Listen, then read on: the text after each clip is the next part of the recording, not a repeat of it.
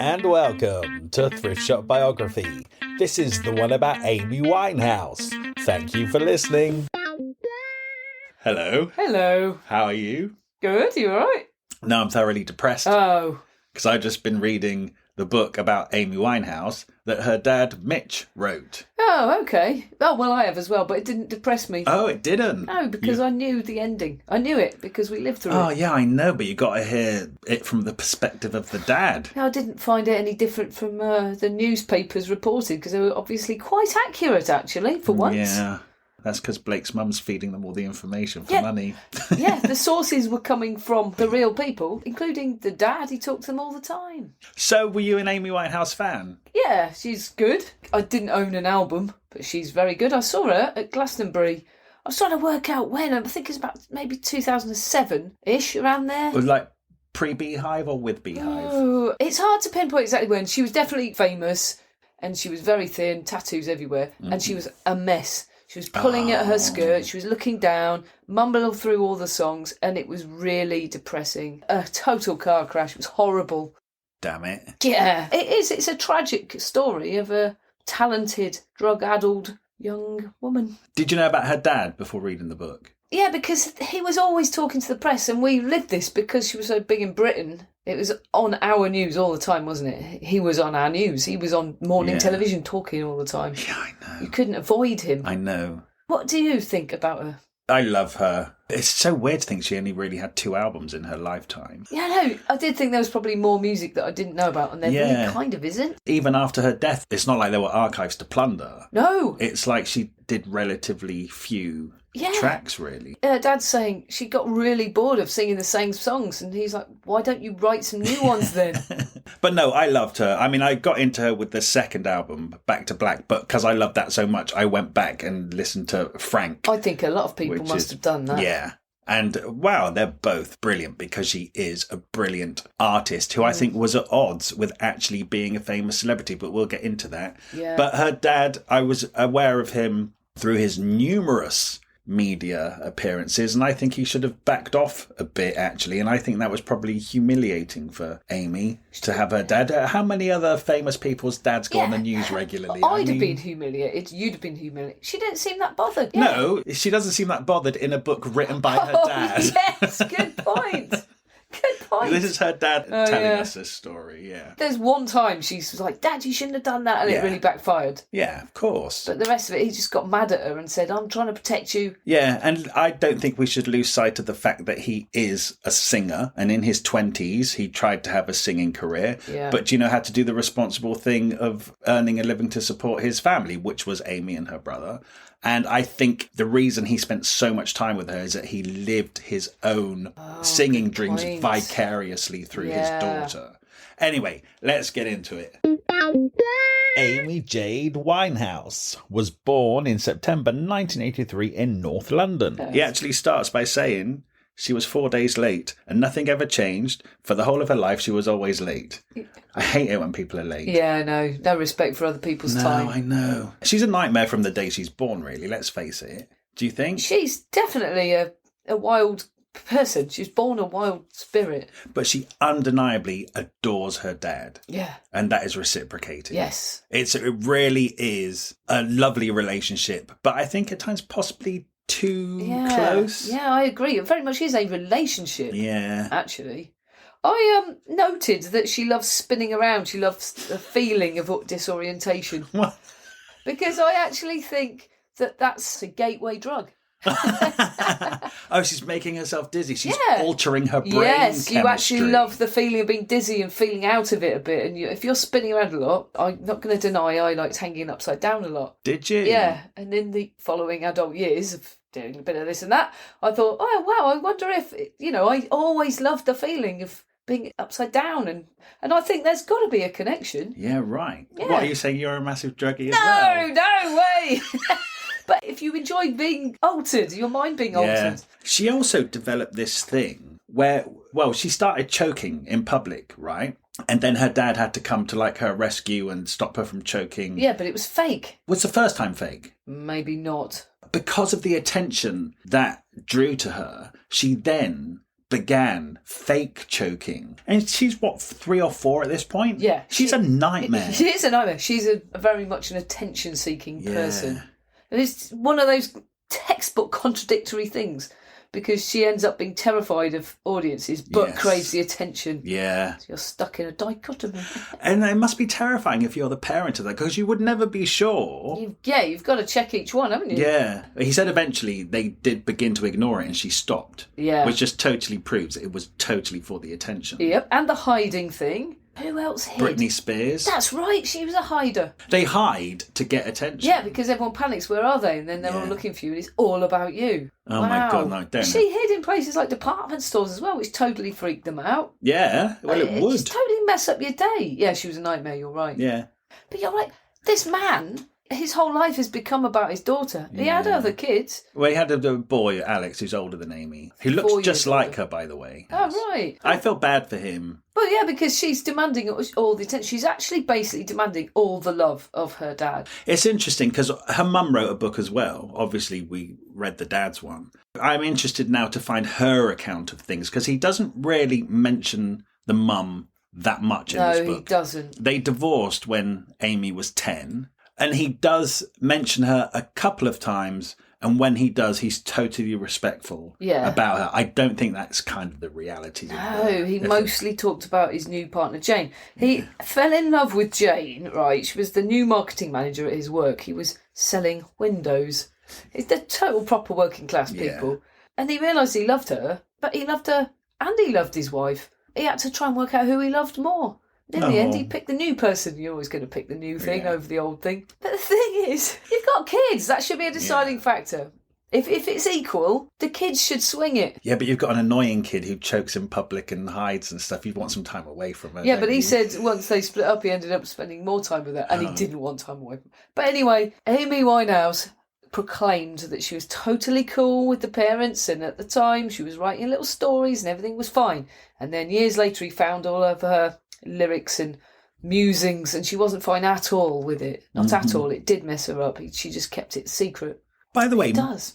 Mitch's mum dated Ronnie Scott. Yeah, I know, it's amazing. So this is the jazz influence to Amy is very authentic in the fact that Mitch got it from his mum. So this is generational jazz influence coming down. Yeah, it's a very musical family. Yeah. So she went out with Ronnie Scott's. Ronnie Scott's, I just so used to, because it's the venue. The venue. She went out with a building. Yeah. So she used to date Ronnie Scott, and then Glenn Miller came over in the 1940s and tried to steal her away. From Ronnie Scott, I know. And Ronnie Scott asked her to marry him. Yeah. And then Glenn Miller tried to steal her off him. She said no to both these amazing legends and married an ordinary fellow. Apparently it says Ronnie Scott mentioned her in his autobiography. Oh my God, we need to read that. Yeah, I didn't even know he had one. No, I didn't ever think of him as a real man. Because he's a building. That's weird. He's a venue. So Amy does have this very clear jazz influence when she's growing up, and she's hearing all the old standards or singers like Sarah Vaughan. But also at the same time, she's really into current bands like TLC and Salt and Pepper. But he also says that her and her friend used to dress up as Pepsi and Shirley. Oh my God, they infiltrate everywhere. Here they are again. Welcome to the Pepsi and Shirley podcast. Now, what's really weird about that is Amy was born in 1983. Pepsi and Shirley were kind of there then. Yeah. And then their career, when they broke away from Wham, was only like 1986. She'd gone backwards. She'd gone back in time to Pepsi and Shirley. Yeah. But she's going to be a music aficionado, isn't she? Yeah, she's going to know her stuff. Dug deep. Yeah. Oh, she knows. That definitely comes through in her voice. What, the Pepsi and Shirley influence? Yeah. The soul of Pepsi and Shirley. Yeah, all the dad side of the family were real EastEnders, real big Jewish family, very family oriented. Which is why I think she's so close to her dad and he's so close to her. Yeah, I guess that's the case. But we don't know anything about the mother because he just doesn't mention her. Yeah. There's a photo in this book. My God, she looks just like Amy. Yeah. I think she's smiling on their wedding day. I think it might be that one. Yeah. The mouth and the nose and everything is pure Amy Winehouse. Yeah. But I think she's equally close to her mum as well, because when she accepted the Grammys, she calls her mum up and they're hugging on stage. So she's obviously close to her mum. Right. I'm only really aware of her dad. So Amy also loved the old black and white musicals, Fred Astaire, Gene Kelly. Great. Loved all that. Yeah. When she's, getting to be 9 or 10, she's wanting to go to a performing arts school, and she pleads with her parents to let her go. And she does, because she's into like musical theatre at this point. And then because of Fred Astaire, she wants to learn tap dancing and stuff. So I don't imagine Amy Winehouse to be musical theatre or tap dancing. Yeah, it's weird when you see pictures of her young, and I have been looking, younger. She looks cool. She's definitely got an edge. But she is a normal person. She turned herself into an icon. Yeah, and I think as well, when I look at those pictures of her as a child, when you think of a stage school brat, you think of the very blonde, very pretty people like Emma Bunton, Denise Van Outen. Yeah, all singing or dancing. Yeah, almost like they make carbon copies of people. So Amy Winehouse is really unusual looking. And you kind of think that she might be overlooked at a performing arts school for children. But actually the staff really liked her and embraced her. But even though she was just so naughty at school. Yeah. It's like she was a real problem child for everyone. Every time she got sent to the headmaster's office, she'd sing Fly Me to the Moon all the way there. And she's just singing all the time. They were picking up on her voice, weren't they? Oh, yeah, her voice. Even as a child. I'm sure she's really nice as well. I bet she was really nice to talk to, really personable. No, I totally get that. A lot of the time, and from what I know, obviously being round here, in the pubs in Camden, like she would literally talk to anyone. Yeah. She's really open and she's funny and she's charming. Yeah, she's totally open to people and inviting people in, which I think might have been a lot of her problem later on. Because I think that when the drugs kicked in, you do get lots of people hanging around. She was never closed off to anyone. That part of her personality might have made that situation worse. That's possible. Because those people do find a way of getting in. So her dad spent his whole life throwing everyone out. I loved reading that, but we'll get to that. Yeah, so she was 12 when she applied herself to go to the Sylvia Young School. She managed to get that application and send it off without them even knowing, and got accepted at 12. And she was in a lot of trouble there. She was in a lot of trouble for jewellery, nose rings, all that stuff you went. But I mean, she didn't have any tattoos then, obviously.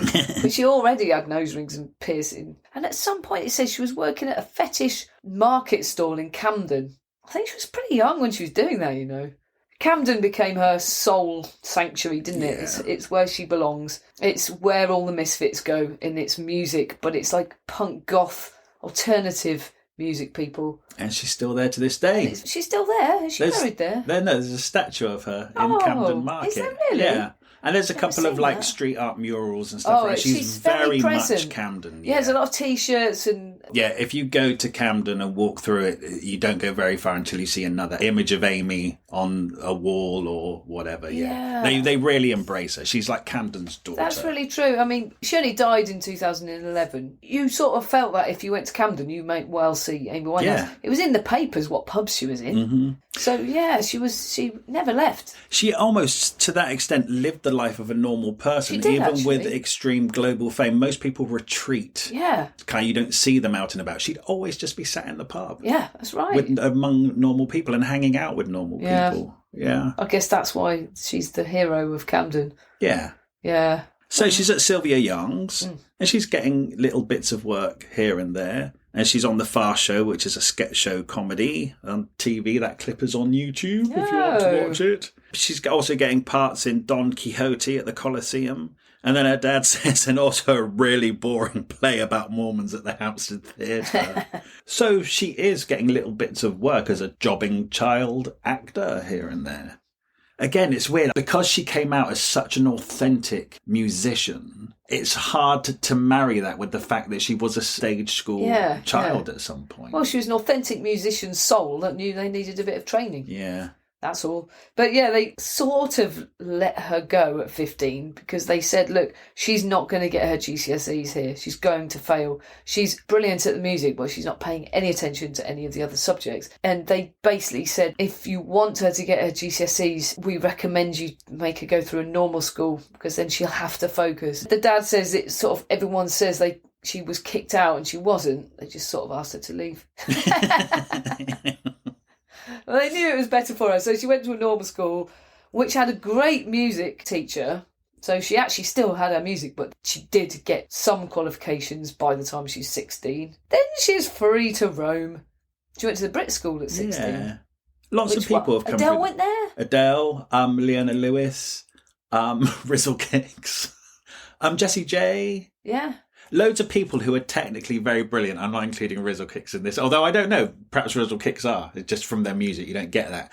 But all this, like Leona Lewis, Jessie J, Adele, Amy Winehouse, possibly 4 of the most outstanding singers Britain has produced in the last 20 years, all came through the Brit School. Yeah, that's impressive. They either only take on really talented people or they're really good. Yeah, or it's just a coincidence. Oh, okay. Because maybe there's loads of others have come from the other schools. Oh. Anyway, well done, Brit School. You made this know. She was already amazing. Yeah, she was already amazing, insofar that long after she'd left the Sylvia Young School, Sylvia Young got back in touch with them and said the National Youth Jazz Orchestra would be great for Amy. You should get her to audition. So Mitch phoned them up and actually said, well, we don't do auditions, just send her along. And of course, this 16-year-old girl with the voice of a 19-year-old, they love her. And it wasn't long before she was actually fronting the orchestra, like singing. Yeah, and they made recordings of her singing with the orchestra, which she then used to basically get herself an audition with this company called Brilliant.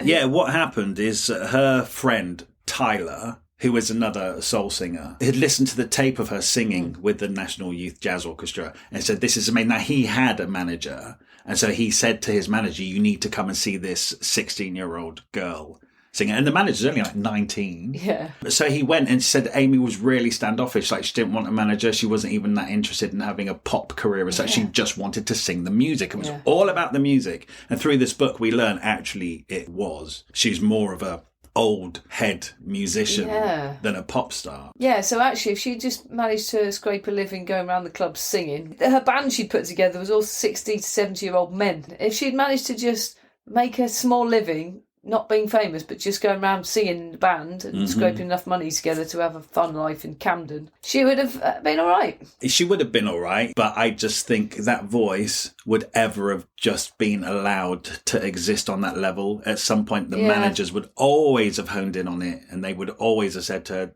let's put you in. I think you're right. And it's not just the voice, it's the way she uses it, the way she phrases it, you know. It's literally like she's channeling all the greats. Yeah. It's proper jazz. You can listen to her singing the same song live 20 times, and it is never the same. No, because that's jazz for you. She really is. It's the soul is coming out. And she's doing that at the age of 16. Yeah, it's like it's just in her. Yeah, it is. Yeah. I mean, I grew up listening to jazz. I could never. You're named after a jazz legend. Cleo Lane, I am. Grew up on jazz, and none of that made me into an amazing singer or performer or... I can't, you know what I mean? So, yeah, it's in blood. Her. Yeah. It's a gift from God. Yeah. No. It's just biology. It's nature. Yeah. It's nature. Yeah. So then this guy, Nick Shamansky, who is with the PR agency Brilliant, sees her and is blown away.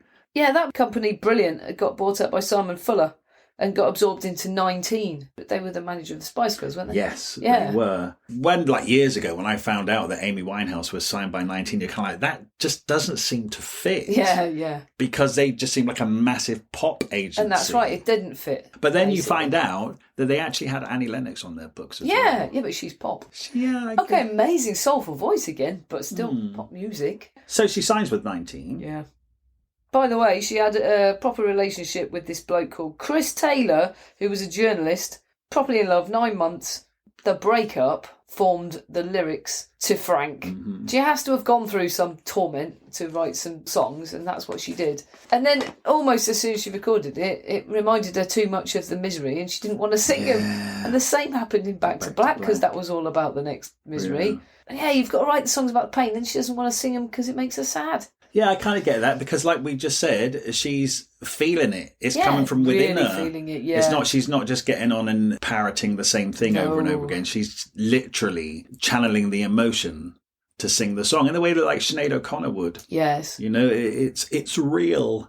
So she's not just getting on stage and singing Back to Black. She's getting on stage and she's connecting to the emotions of the time and space when she wrote it. Which is miserable every time. She can only write from misery and pain. Yeah, that's a problem. Sure is. Yeah. She's still under 18 at this point, by the way, so her mum and dad have to go and sign the management contract with her. Yeah, she signs a publishing deal at first. She's had different deals. It's a publishing deal at EMI. She's got $250,000 for that. Yeah. And they put her in touch with a producer called Salam Remy, who had been working with the Fugees. Yeah. So, of course, Amy is like, she loved Salt and Pepper, TLC, Pepsi and Shell, you know.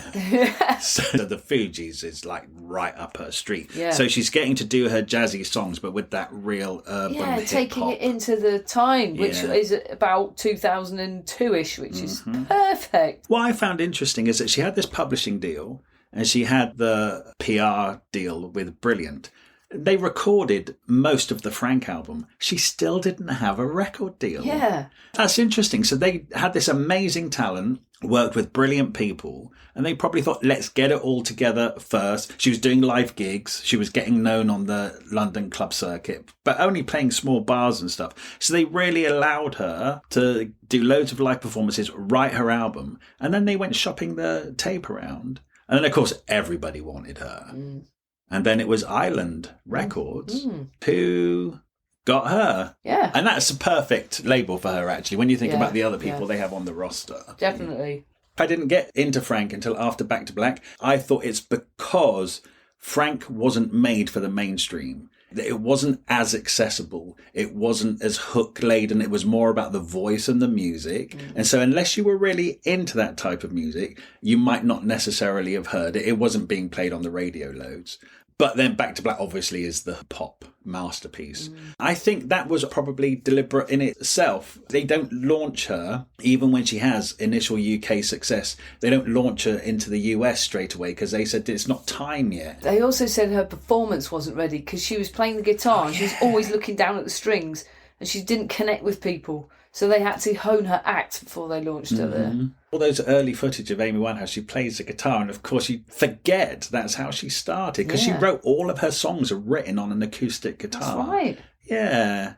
Island also give her £250,000. So she's in the money, but that's only record company advance until they've made their money back and she can start getting royalties. And so her dad steps in and takes control of her money straight away because he knows she'll fritter it away. And she knows that herself, so she knows. Really she agrees with that. She's renting a flat in East Finchley with her friend. After not long, her dad gets it all together to buy her a flat in Camden where they've put a certain amount of money down as down payment, but it's still a mortgage. So it's really carefully managed her life. She's on an allowance. She can't get out a lot of money unless there's 4 signatures on it. Very sensible. Every attempt is made to keep her on the straight and narrow. Oh, yeah. Oh, this woman's life has been managed by her manager, by her PR guy, by her friends, by her family, and it still massively went off the rails. She still messed it up. I know, because her dad says a few times, people would say, how did you let this happen to your daughter? And when you read this book, you realise that it's a hopeless situation. It's hopeless, and actually, you couldn't have done more to help her. You could not have done more, given her more love and support. He does say that when she first got her flat and she moved into it with her friend, he went round and he noticed there were a couple of joints in the ashtray. Yeah, he went mad at weed. Yeah, because I guess he had no real experience with drugs and he didn't think that Amy did. So I think that's a big deal, actually. Yeah. She's still young. It's completely anti-drugs and ignorant about everything when you think the journey he had to go on. Oh, and that's why I don't judge him too harshly with this, because it's kind of like he all of this is a baptism of fire for the poor man. Yes, just an ordinary bloke. Yeah, and it's all of a sudden his daughter is progressing to become a heroin addict. I mean, how do you do? Nobody knows how to deal with that if they've not gone through it before. Yeah, and it is very telling. He can't even deal with weed. Yeah. So he really had to learn some harsh lessons of life. He became an expert basically on addiction, didn't he? Well, By the end of the book, he's saying, it's an illness, I get it now. Yeah, he would go on TV and talk about it and embarrass Amy. Yeah. So, she's recorded her album's ready by the time she's signed to Island. They put a single out, Stronger Than Me, and it kind of stiffs, only gets to number 71. But as we know, Wham Rap stiffed when it first came out. It's okay. But, as long as they're not diddled, it's fine. They can be stiffed and not diddled. Yes. Everything is all right. But then a couple of weeks later, the album comes out, and enough of a buzz has circulated that actually the album does sell well. It gets to number 13. Yeah, that's not bad. And it's shortlisted for a Mercury Music Award and 2 Brit Awards. Yeah. So that's actually great. They're voted for by the industry, so that goes to show that even though sales aren't happening yet, the industry has really recognised her talent. It's respected, yeah. And she does Glastonbury and V Festival. This is before the Beehive, so she's different altogether on she is. stage. So she's doing bigger gigs and stuff, and then she gets the Ivor Novello Award for Best Contemporary Song. That's amazing. Yeah. Anyway, she started to drink more. Everyone was worried about her drinking, but her dad said, I think she's fine. And that ended up in a song. Yeah. Which kind of haunted him for the rest of his life. Bet. My daddy thinks I'm fine. They tried to make me go to rehab. I said, no. No. And he says now he hears it everywhere he goes. I hate the fact that the woman who wrote this brilliant song about not going to rehab just should have gone and stayed there. I mean, she died a few years later because she didn't. I know, but she said she'd go, and then she actually went. But when she got there, they said they were going to keep her there for 2 months, and she had too much to do. She didn't want to go there for 2 months. She thought it'd just be a few days. So she was out in 3 hours or something. Well, this is when the first album was out and doing really well. Yeah. And then all of a sudden you've got to go to rehab for 2 months. 2 months? Well, not going to happen. Yeah. No, you could see that. It's interesting, actually, because I was surprised that this early in her career that the managers got together with her dad to talk about Amy's drinking problem. I'm surprised that this early on it's recognised as a thing, because I thought it all happened when she met Blake. That's true. So she was already weed smoking and a party girl. Yeah, so her character was leading that way. I would say more than a party girl. If her manager's talking about her drinking... No, hang on, no. They have £500,000 invested in this woman. Yeah. It's like George Michael. Remember at the end, they wouldn't even let his friends visit, and if they did, they said to him, don't take him out. And George Michael's like, I can go out for a drink. But because so much money was riding on one person, it's almost like they don't want them to drink at all. Yeah. Anyway, the worst thing, by the way, her nan died, which devastated all of them. And I love her nan's last words.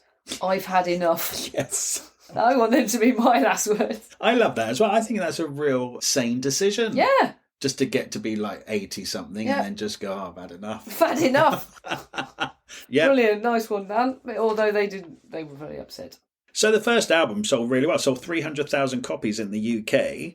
And like Mitch says, at that point, you would think, oh, her career's got off to a really good start. But actually, it started to plateau. Yeah. And nothing happened. And the record company said, come on, it's time for you to write your second album. And that's why they don't like the drinking, because they can't see any productivity. But because Amy is a true artist and she works and speaks from the heart, she can't write a new album until she's had the experiences that will create that new album. So what does she do? She meets a total loser called Blake Fielder Civil, which her dad calls a low-life scumbag. The thing is, he was 20 and he was a drug addict, a heroin addict, did coke and a bit of heroin. He was just a total mess. And they fell in love the day they met. That's not love, it's lust. She had his name tattooed on her breast within a month of meeting him.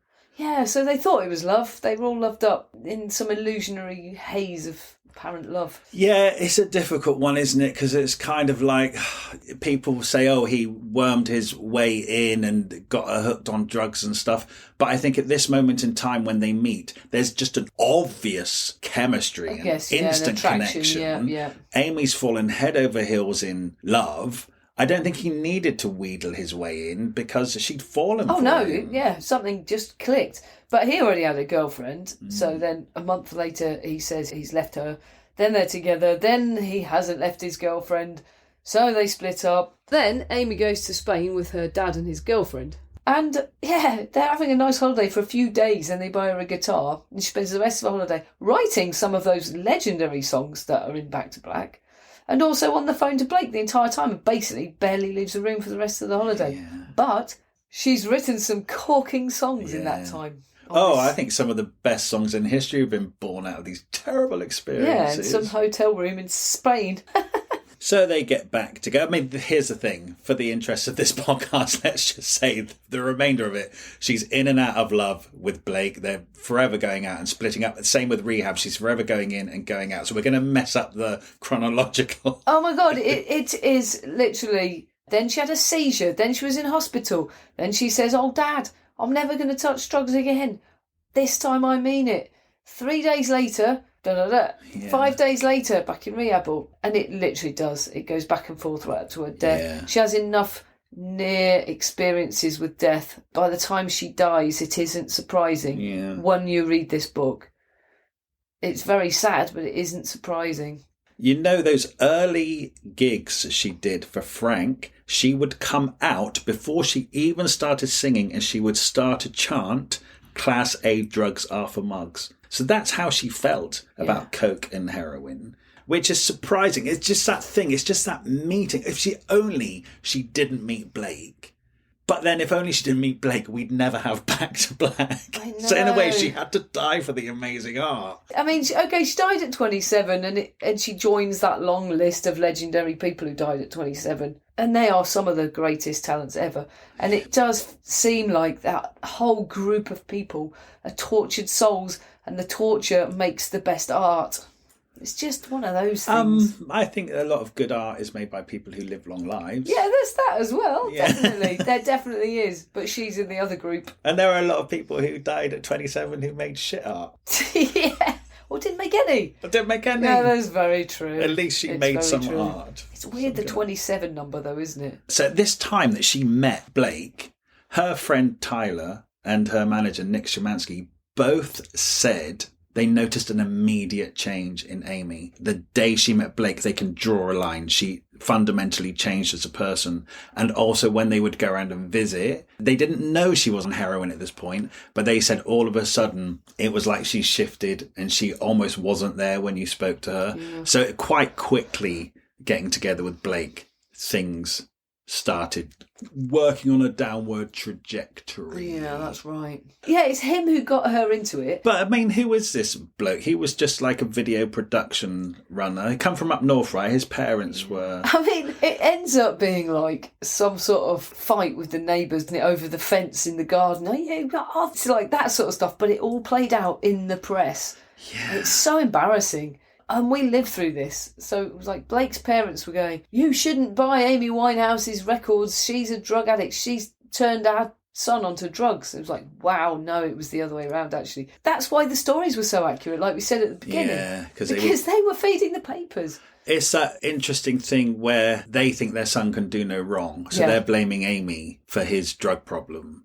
And Mitch thinks that Blake is a scumbag and the worst. The fact is they're both adults and they're both, Do you know what? You're right. If it wasn't Blake, it would have been someone else, because that is where she was heading, I sadly think. Well, she was an addict at that point because she was with the drinking problem. She's got the character and she was with those people, and that's the world that she kind of was immersed in. It's going to happen. Yeah. But, so, the parents fight it out in public and we all get to know a hell of a lot more than we should about these people. Also, I think initially Blake's parents weren't so supportive, didn't work with Mitch as much to get them help.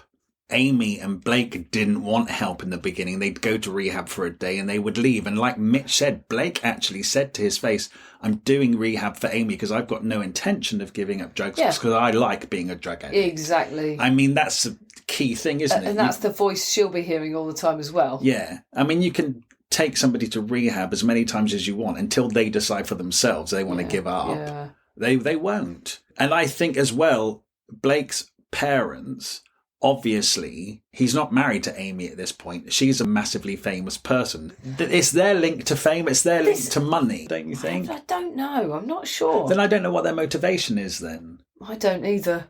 Blake's, it's his mum, but it's his stepdad. He's a headmaster of a school, and you think, how can they behave like this in the press? I think it's total denial that their son isn't perfect, Yeah. It was reported that his mum hit someone in the face. Yeah. It was at a school sports day. I don't know if it's the school where his stepdad was a headmaster, but it was reported in the newspapers that she hit someone in the face and she had her car keys in her hand. Uh-oh.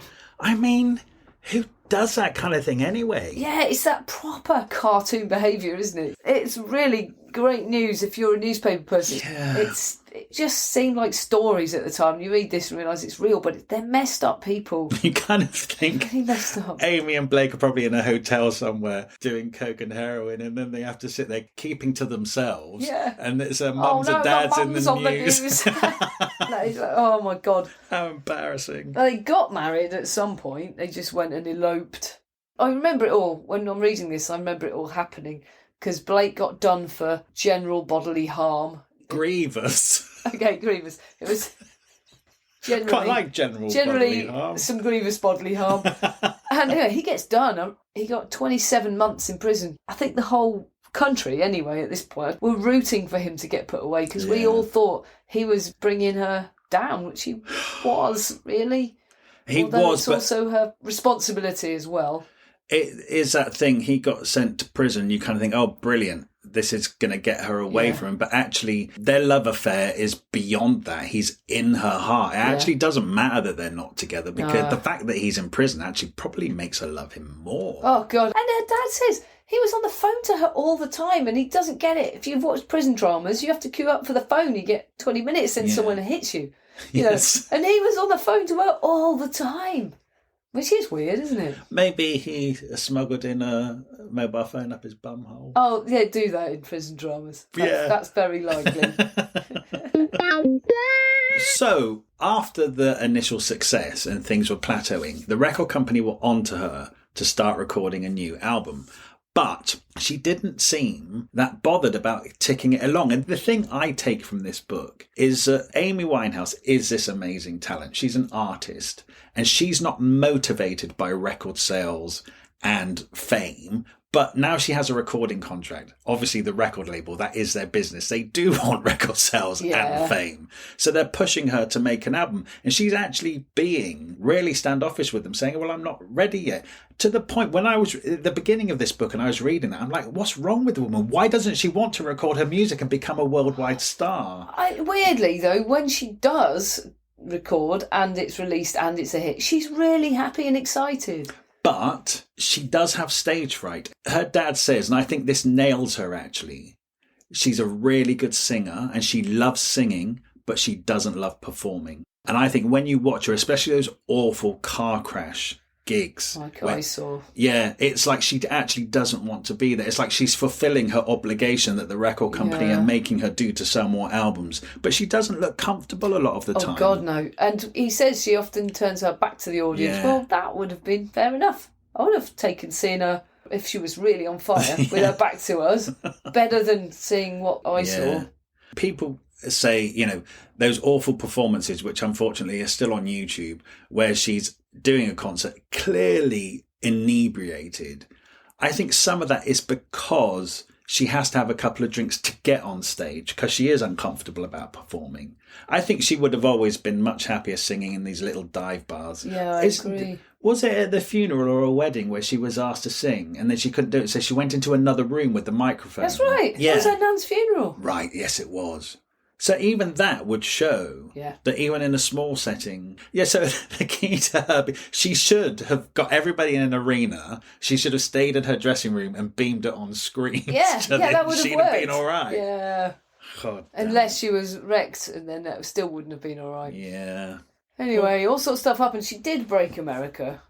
Well, she worked with Mark Ronson, That's right? what did it. Yeah, that was amazing. And they were walking around New York and she was telling him about the whole rehab story. They tried to make me go and I wouldn't go. He's like, you should write that into a song. And she'd already actually written it down, but that's what prompted it to be written. And I think it was done by the end of the day or something crazy like that. And of course, he got the Dap Kings in to be her backing band. That whole thing, the iconic version of Amy that we know with the beehive and the rose and the little dress and that amazing band behind her, that's the Dap Kings. I mean, you can't fail with Mark Ronson producing. Yeah, he's a genius. Yeah. A really great combo. Rehab is the only track on Back to Black that is not about Blake. Oh my God. That's why she doesn't like singing it. So actually, also, she doesn't just have stage fright. She's also having to get on stage and sing songs and revisit her pain. That's right. It's a recipe for disaster. Yeah, she's a very troubled soul. It's weird because, you know, your Billie Holidays and people are legendary to us, but when you've lived through the life of somebody, she seems so accessible and real to me that I don't see her in the same level as your Billie Holidays, but also I suppose she was channeling them. She did make it her own to a point, but she's very much channeling the legends, whereas those legends invented something brand new. So she's derivative. Dare I say that? All white music artists are derivative, aren't they? Black people started it, white people ripped them all off. Isn't that what Amy Winehouse is doing? She's Elvis to a certain extent, isn't she? Yeah, maybe, yeah. I mean, doesn't mean she's not good. Covers. I'm wondering if she's not perceived as an icon by our generation because we saw her literally in the tabloids every single day. Maybe if we were alive at the time of Billie Holiday, would she have been in the equivalent of the tabloids every single day with a drug problem? Oh, maybe. I don't know. I can't explain it. I wonder if young people who weren't aware enough to have seen Amy in the tabloids every day view her differently than we do. I think they probably do. I think it's because she's such a contemporary. She's a little bit younger than us too. I actually do really think that it's because she was copying things that went before so much that I rate her less because of that. People might really slap me for saying that. Oh, do you know what? I don't rate her less. I think she very much stands shoulder to shoulder with Billie Holiday, etc. Okay, yeah. Yeah, I do. Yeah. I think she's that good. Yeah, okay, yeah. I mean, Tony Bennett sang with her and he absolutely loved her.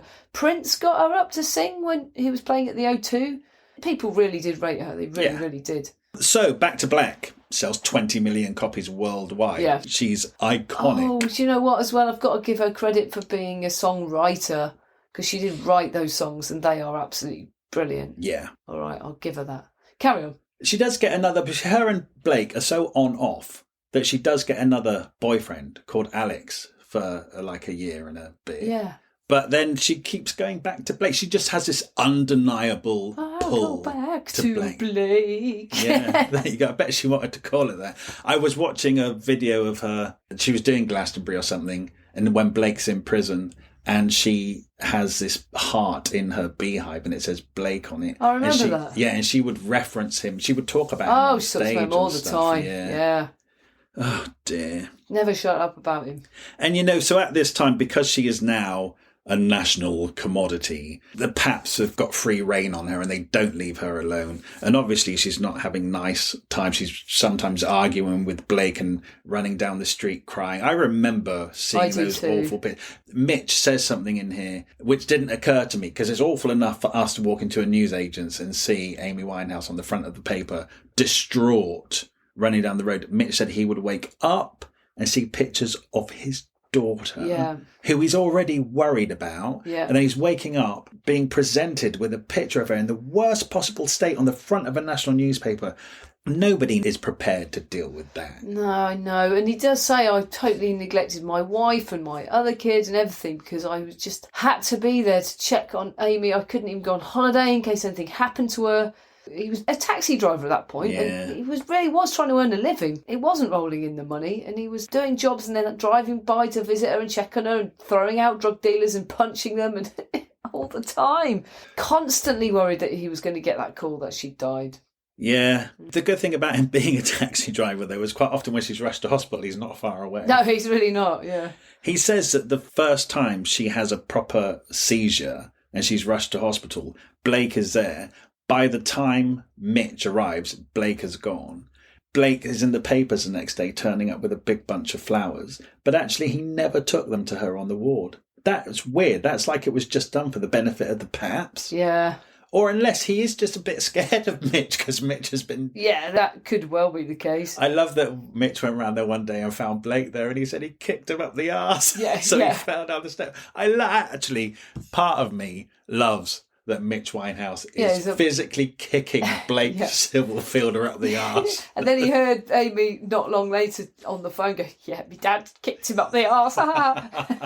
He deserves a good kick up the arse. Yeah, he did actually, Because also he was really playing it. He was messaging saying, I want a divorce. If I leave Amy, will you buy me a house?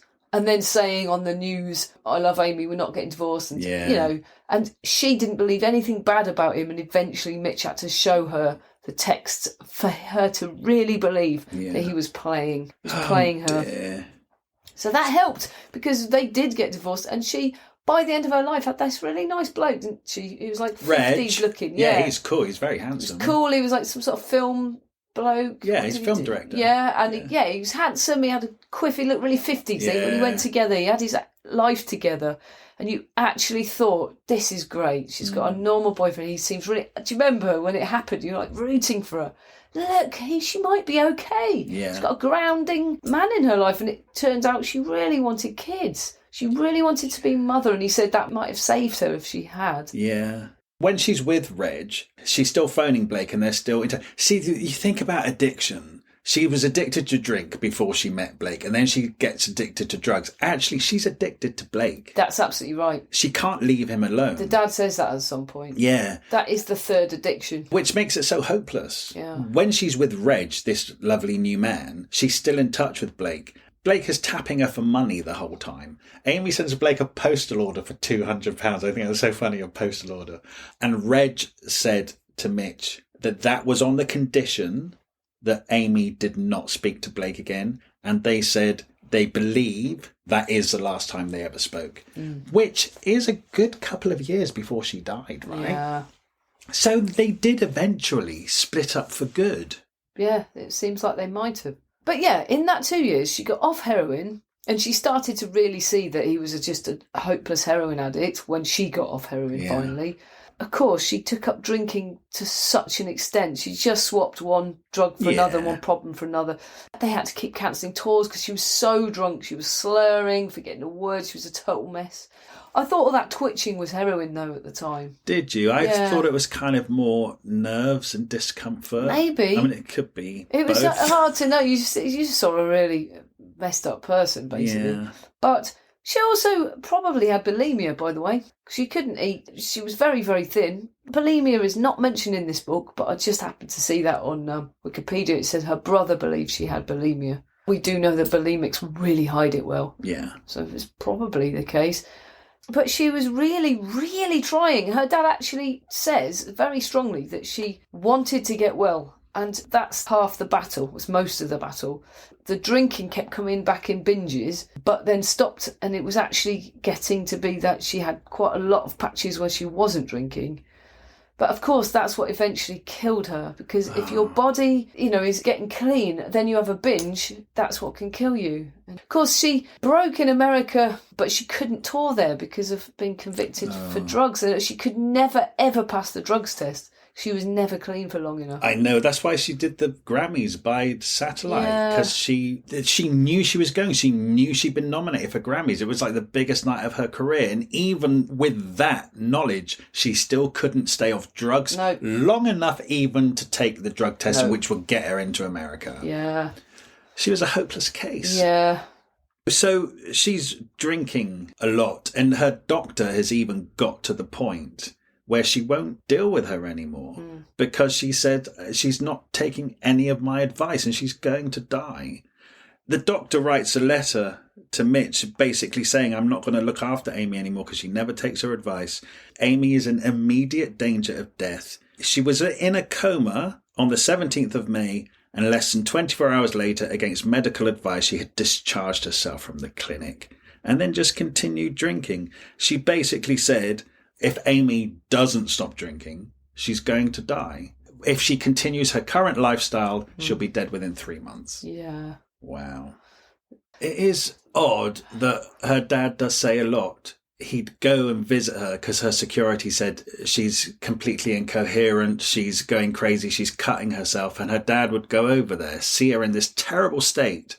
And then she would wake up the next morning, seemingly as if nothing had happened. And he couldn't believe how she bounced back each time. It was almost like she hadn't been drinking. So she did have quite a lot of resilience. Because the weird thing is as well, they were cancelled gigs. Like these last couple of gigs was just awful in East really Europe. Bad, yeah. But then she'd do a gig the next day and she'd be really on form. It was a really weird roller coaster of her being completely off her face and incoherent and then being great again. By the way, when she died, it was in the papers, obviously, and they kept putting her address in the papers, and they had built some sort of shrine and all the fans had turned up and left things. Maybe about 4 days later, and I had a friend come over from America, and we were going to Camden anyway to go to the market. It's a great thing to do. And we said, should we go and look at Amy Winehouse's house? Well, like, is that a bit weird? We're like, do you know what, let's just do it, because we'll regret it if we don't. And we did. We just walked over there, stood outside, saw all the candles and all the cards, flowers. There's a few people milling about, and it was actually really emotional. And her car was parked outside the house. Just staring at her car really made it so real. It's like, wow, that person just drove there, parked there and went in, and that they never came out. Bloody sad.